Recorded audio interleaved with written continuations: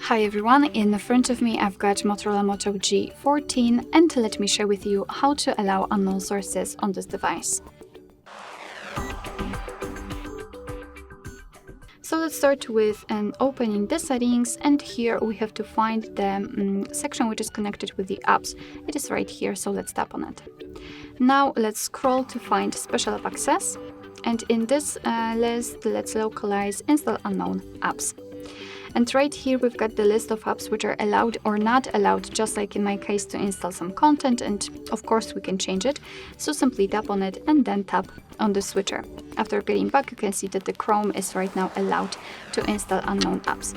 However, be aware that you're doing it on your own responsibility, because some third-party apps aren't verified by the developer, so you may put your data and actually whole device at risk. So really remember about that and choose the apps wisely.